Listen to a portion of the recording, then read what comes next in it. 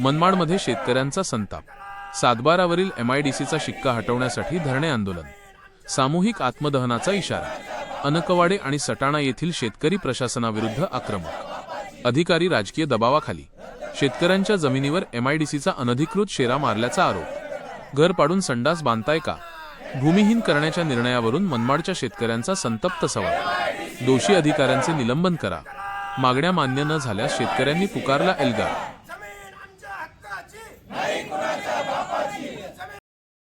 शेतकऱ्यांचा एल्गार, सातबारावरील एमआयडीसीचा शिक्का हटवा अन्यथा सामूहिक आत्मदहन करणार. मनमाडहून एक मोठी बातमी येत आहे. नमस्कार, मी संभाजी पगार.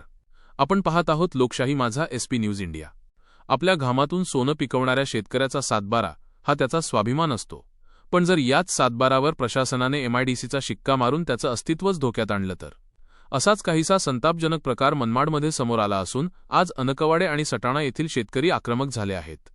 मनमाड नजीक असलेल्या मौजे अनकवाडे आणि मौजे सटाणा येथील अन्यायग्रस्त शेतकऱ्यांनी आज आपल्या प्रलंबित मागण्यांसाठी थेट धरणे आंदोलन पुकारले. मोठ्या संख्येने जमलेल्या या बळीराजाचा एकच सूर होता, आमचा सातबारा मोकळा करा. आंदोलनकर्त्या शेतकऱ्यांनी प्रशासनासमोर 2 प्रमुख मागण्या मांडल्या आहेत.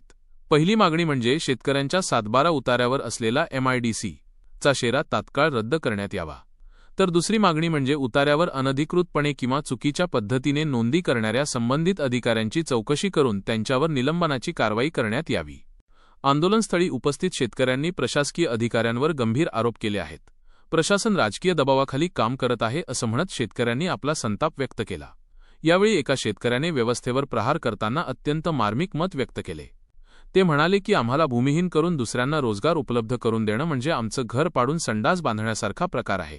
शेतकरी आता मागे हटायला तयार नाहीत.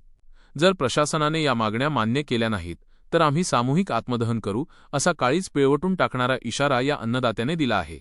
आता सरकार आणि प्रशासन यावर नेमकी काय भूमिका घेते हे पाहणं महत्त्वाचं ठरेल. अमीन शेख, मनमाड. मी संभाजी पगार आणि तुम्ही पाहत होतात लोकशाही माझा SP न्यूज इंडिया. आवाज जनतेचा हक्क लोकशाहीचा.